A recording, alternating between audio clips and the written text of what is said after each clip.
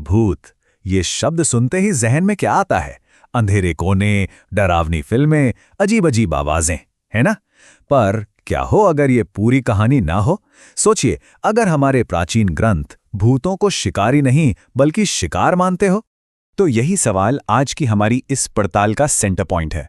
आइए एक पल के लिए अपनी सारी प्री कंसीव्ड नोशंस, सारी धारणाओं को साइड में रखते हैं और एक बिल्कुल नई संभावना को देखते हैं। एक ऐसी संभावना जिसकी नींव डर पर नहीं बल्कि करुणा पर टिकी है। और देखिए, यही है हमारी आज की खोज का आधार। ये आइडिया कि भूत कोई दानव नहीं है जिनसे डरा जाए, बल्कि वो बस खोई हुई आत्माएं हैं जिन्हें रेस्क्यू करने की जरूरत है। वो भटक गए हैं और उन्हें हमारी मदद चाहिए। तो सवाल ये उठता है कि सनातन परंपरा के हिसाब से भूत है क्या? देखिए, इसे किसी सुपरनैचुरल मिस्ट्री की तरह मत सोचिए।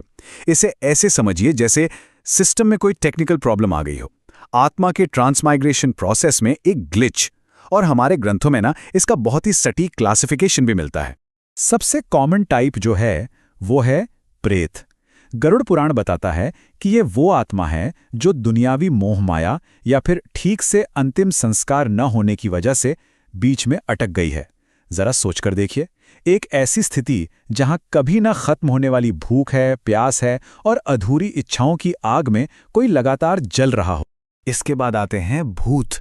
इसका मतलब ही है जो हो चुका है, the one that has been. अब प्रेत से ये अलग कैसे हैं?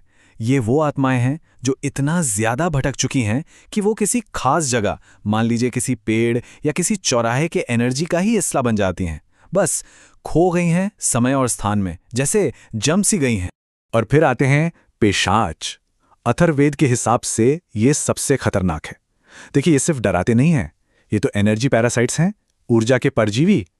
ये हमारी जीवन शक्ति, जिससे ओजस कहते हैं, उसे ही सोख लेते हैं और अक्सर अपने पीछे पागलपन और बर्बादी छोड़ जाते हैं। ये जो लाइन है ना, ये एक प्रेत की तकलीफ को क्या कमाल के तरीके से समझाती है। गरुड़ पुराण की ये इमेज बहुत पावरफुल है। सोचिए जरा, भूख तो पहाड़ जितनी बड़ी है, लेकिन मुंह एक सुई की नोक जितना छोटा। ये एक ऐसी भूख है जो कभी कभी भी मिट नहीं सकती। ये एक त्रासदी है, इच्छा तो है पर उसे पूरा करने की क्षमता ही नहीं। तो फिर सवाल यह है कि ये जो स्पिरिचुअल ग्लिच है, ये हमारी दुनिया में दिखता कैसे है? देखिए, प्राचीन ग्रंथों के मुताबिक हॉन्टिंग का मतलब सिर्फ डरावनी चीजें होना नहीं है। ये असल में डिस्ट्रेस सिग्नल्स हैं।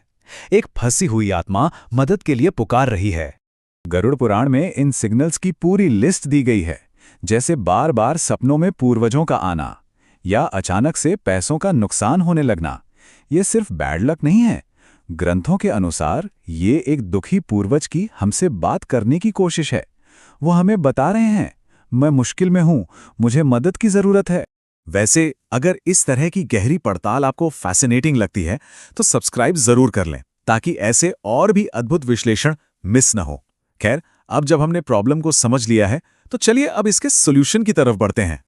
ठीक है, तो प्रॉब्लम तो सेट हो गई, अब सॉल्यूशन क्या है? हमारे प्राचीन ग्रंथ इन मामलों को ठीक करने के लिए एक बहुत ही सिस्टमैटिक अप्रोच देते हैं।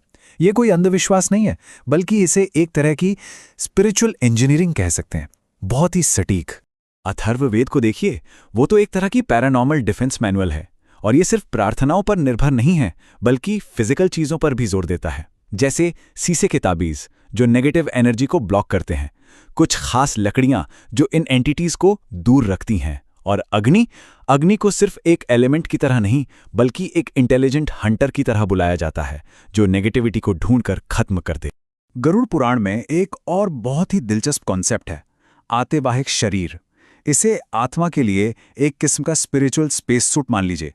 पिंडदान के दौरान जो हर रोज चावल के गोले दिए जाते हैं ना, वो धीरे धीरे इसी प्रोटेक्टिव व्हीकल को बनाते हैं ताकि आत्मा परलोक की खतरनाक यात्रा सुरक्षित तरीके से कर सके।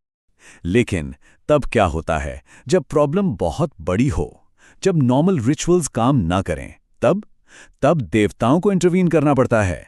चलिए श्रीमद् भागवतम से धुंधकारी की ये हैरान कर देने वाली कहानी देखते हैं।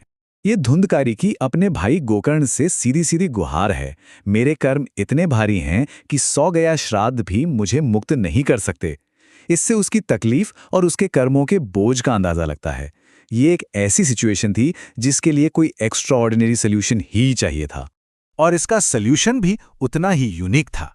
सूर्यदेव ने 7 दिनों तक श्रीमद् भागवतम का पाठ करने का सुझाव दिया। पर एक प्रॉब्लम थी। धुंधकारी तो हवा का बना भूत था, वो एक जगह टिक ही नहीं सकता था। तो उसे 7 गांठों वाले एक खोखले बांस के अंदर शरण लेने को कहा गया। और फिर जो हुआ वो बहुत ड्रामेटिक था। हर दिन पाठ खत्म होते ही बांस की एक गांठ जोरदार कड़क की आवाज के साथ फट जाती। ये इस बात का सिंबल था कि उसके कर्मों के बंधन टूट रहे हैं। दिन ब दिन एक एक करके उसे आजाद किया जा रहा था। और फिर 7वें दिन के आखिर में जब आखिरी गांठ फटी तो उसमें से कोई डरावना भूत नहीं निकला। धुंधकारी पूरी तरह से बदल चुका था। वो भगवान विष्णु की तरह दिखने वाला एक तेजस्वी दिव्य प्राणी बन गया था।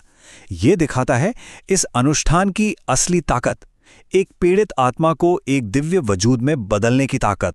तो चलिए अब इन सारी बातों को एक साथ जोड़कर देखते हैं। ये जो पूरा प्रोसेस है ना, ये किसी को ख़त्म करने के बारे में नहीं है, ये ट्रांसफॉर्मेशन के बारे में है, लिबरेशन के बारे में है, एक साइकिल को पूरा करने के बारे में है। और ये जो स्लाइड है, ये इस पूरे नज़रिए के मकसद को बहुत खूबसूरती से समराइज करती है। मकसद भूत को ख़त्म करना नहीं है, मकसद है उसे पितृ के दर्जे तक ऊपर उठाना, एक सम्मानित भला चाहने वाला पूर्वज। मतलब एक फंसी हुई तकलीफ में जी रही परछाई को एक आज़ाद रोशन प्रकाश में बदल देना।